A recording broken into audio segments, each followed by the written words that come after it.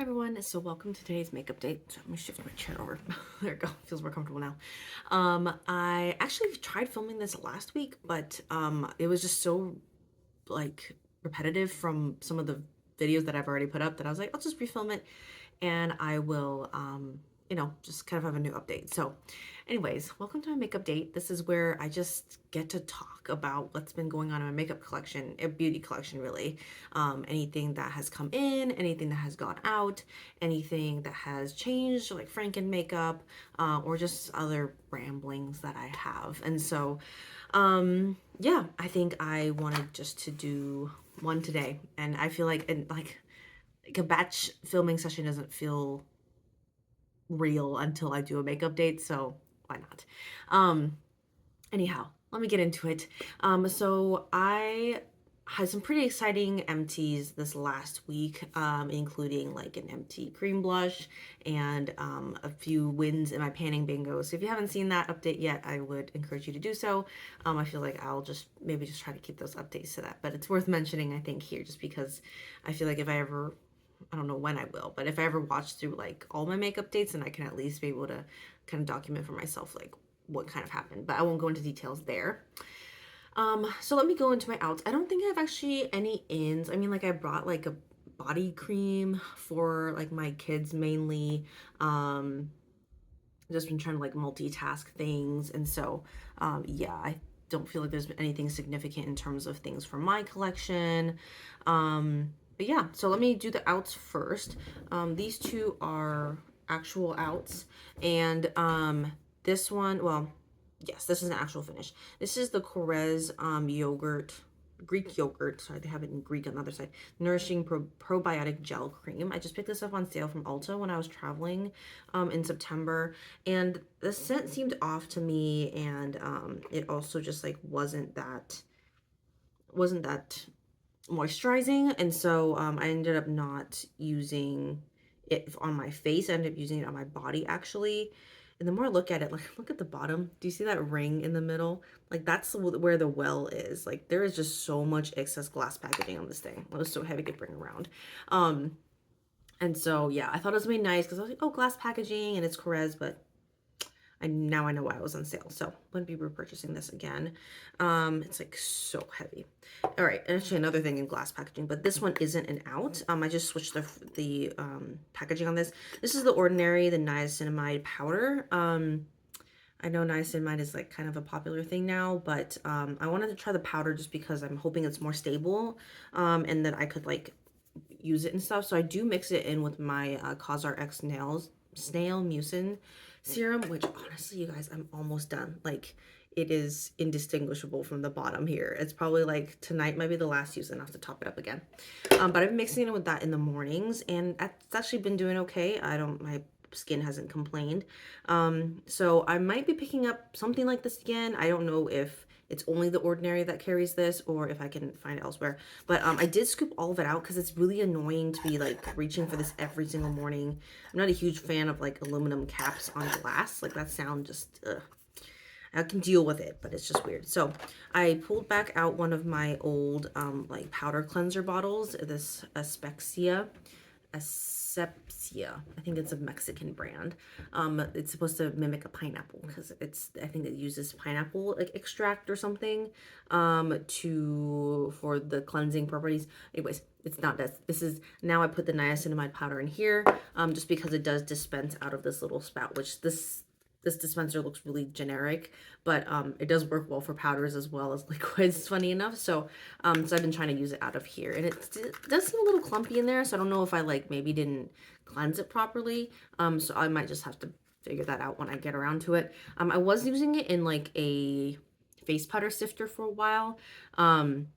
But I felt like it was kind of a similar issue to this, where it's like I had to screw off the top every morning and then figure out how to get the right amount of powder out. And with this, it's just, if I know it's a little clumpy in there, but if once the powder is out, it's out, and I can control the amount there. So anyways, I'm just trying to streamline the packaging here a little bit more, and gonna troubleshoot along the way. I feel like I would have ideally used maybe like the Dermalogica like container, just because I had like a mini, and obviously the Dermalogica microfoliant, is that what it's called?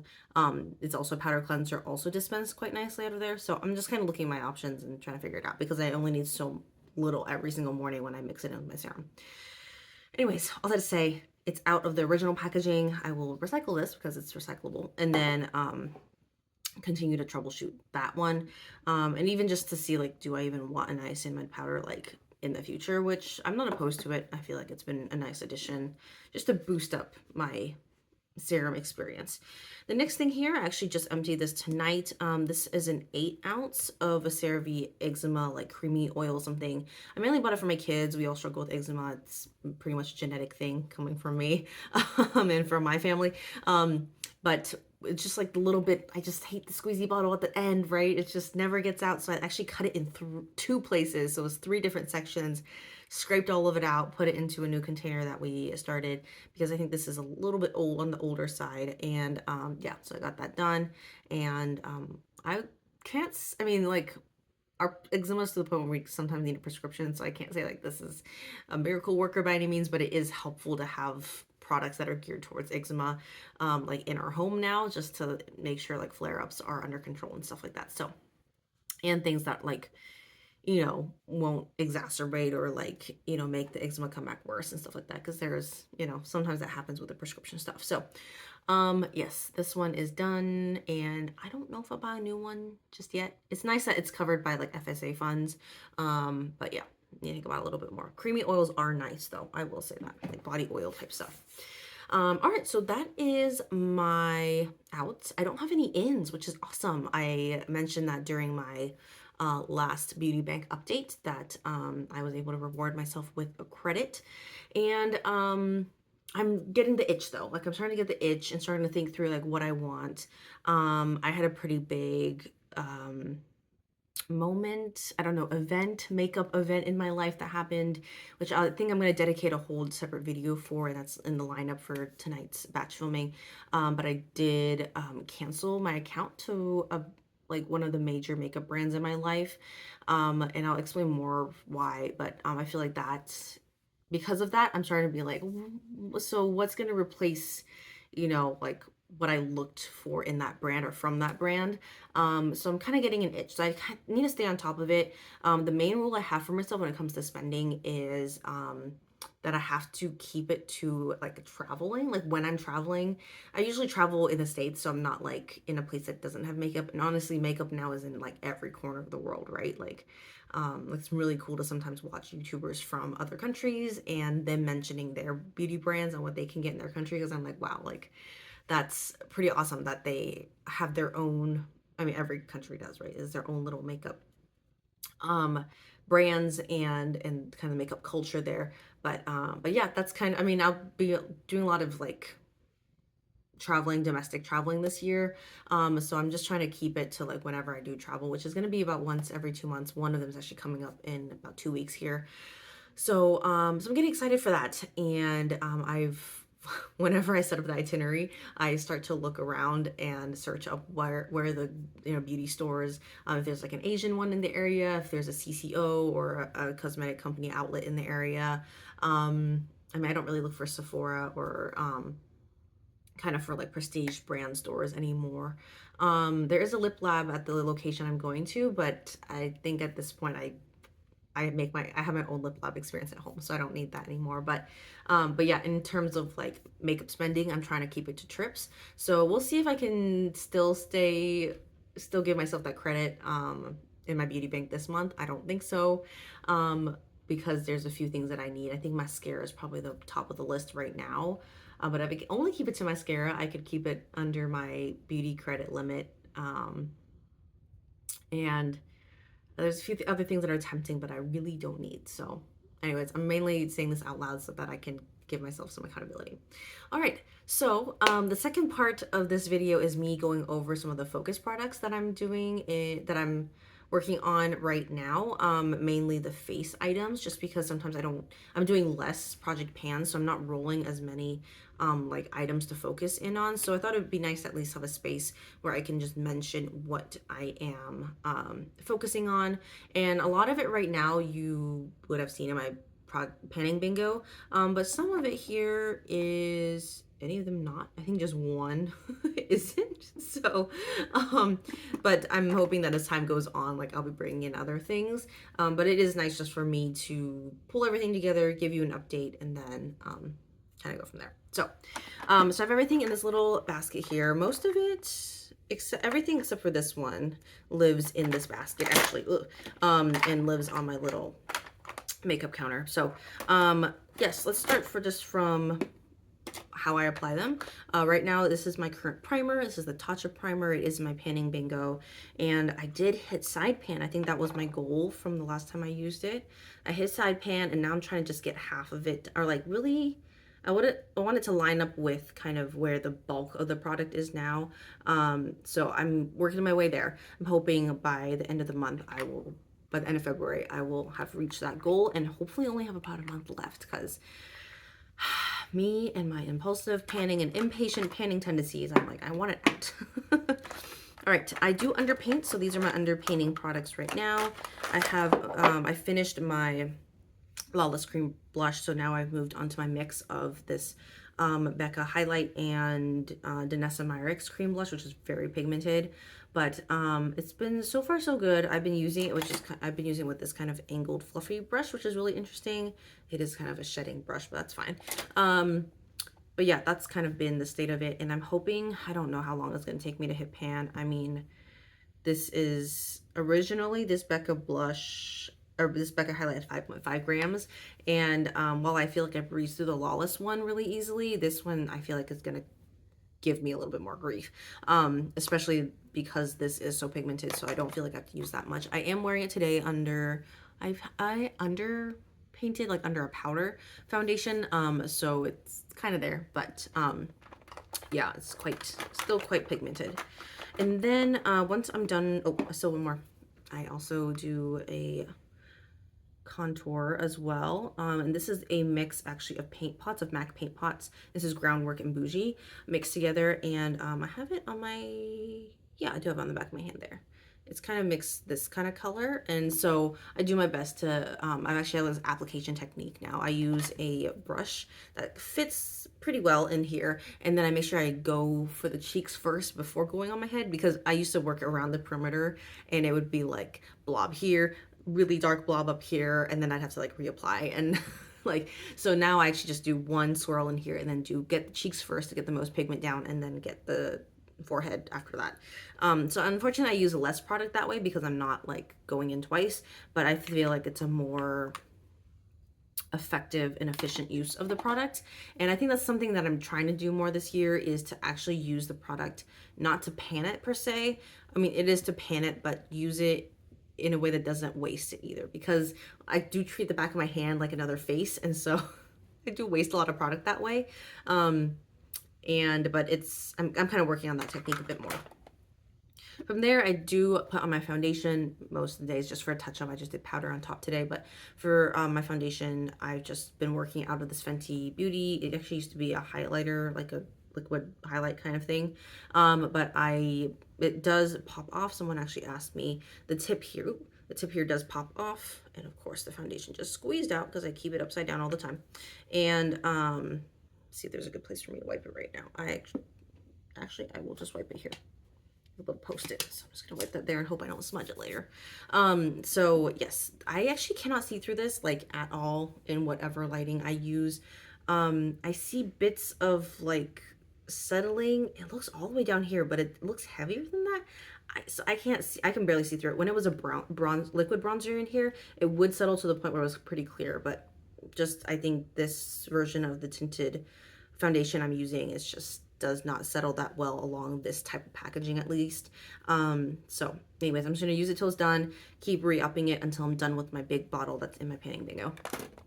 All right, from there, we're finally at the powder products. Whew. Okay, so after that, I use my MAC Warm Soul blush. It is so flat. Can you guys see how flat it is? It is so flat. My typical goal for powder products is to hit pan before I franken. And because it's a mineralized product, I am itching so hard just to franken it even without the pan, just because, you know, when you hit pan, you're done. But I think given like how pigmented my cream blush is, like I really don't need to, I really shouldn't be mixing this with anything else just because it is pretty sheer on its own. And actually I can apply some right now. Did I apply some when I was touching up? I might have, but I just apply some right now. So it's super sheer, has a little bit of a sheen, which is really, really nice. And like in real life, it's a good color, actually, but it is just like, I wish it wasn't so sheer. Like it's almost like too easy to work with, you know? And so I don't know, but I don't think I'll be repurchasing that again. Okay, oh my goodness, it just cracked on me. This is don't crack more. This is right now my current powder bronzer. It is actually a mix of the Omega eyeshadow that I like used up till the ring, and so I put some in here, and then I also pulled in my bronzer, my blush bronzer powder that's in my panning bingo, and then I mixed in some blue and green eyeshadow in here as well, actually, just to further like cool it down because it was still presenting pretty warm. And then I was tapping it out one day, you know, just because fallout with Franken products, and the whole middle bit cracked out, and I was like, I'm kind of sad. I'm not mad. I don't know, but I'm gonna work with what I have until it's done, and then I will figure out where I'm going from here. So for once, I am actually not in a rush to repress this, just because I feel bad that I didn't get to use it up in its in its originally pressed form. So yeah, it's a ring now, just around the edge there, and the color is quite decent. It's actually not bad, I think, after, especially after I mixed in that blue and green. So I might do a technique like that in the future for sure. From there, well, actually, some often time to do this before. Well, just yeah, just around the step. I feel like I always am a little bit late with this step. Like I powder and then I do this step. This is my concealer step. I have officially hit side pan on this one as well. And my recent realization is that these two are actually kind of dark for me right now. So I am mixing in this lightest shade here. And I already have plans to like further Franken this already, but I do need to use up some more of this one first, I think, before I feel okay with like Frankening stuff out of this. I'm probably gonna actually mix it with a cream blush to tone it down a bit. But I'm like not in a hurry since I still have a lot of cream blush to work on. And then the last step is obviously powder. Right now I have been working on my, let me tap tap. This is my DIY pressed powder, or loose powder, definitely not pressed. And I'm about here right now, and I plan on hopefully finishing this up within the next week or so, and then we'll re-up it again. This packaging is still going decently well. It's like hanging on by a thread, but it's getting kind of scratched up and stuff like that. It's not like the prettiest thing to look at, but it's still very functional. So I will try to keep this going until it really either falls apart or I just want to switch it out. I have a few backup compacts like this. So maybe like by March or something, I'll try to switch it out. Just for me to keep it fresh. I don't like the makeup that I keep out every day to look really banged up, just because that doesn't like help me with being motivated to put on my makeup. I have been pulling out my MAC Studio Fix foundation right now. I did hit pan on it recently, and that was the puff that fell out. And I am,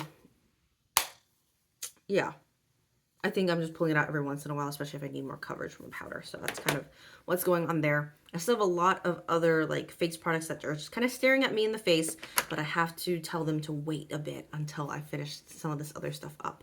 I feel like my painting bingo sometimes just stares at me in the face all the time, and there's so many face products on there, so I just kind of have to slow it down a little bit. But anyways, that's my lineup for my face products right now. Those are the focus ones for this month, at least moving forward until I update you again. I don't have any strong goals other than the Tatcha one, and of course this powder bronzer. I feel like this one's going to be gone soon, and then this one I hope to hit that goal of, you know, finishing up pretty much half of this, what's in here, and really getting just to the bulk of it finally. I would love to hit pan in my powder blush this month.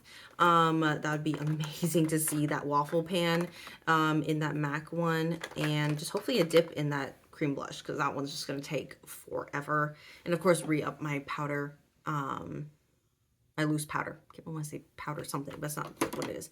Last thing here is maybe my setting spray. I might actually finish it this month. I only started at the beginning of the year, so I've used more than half of it within a month.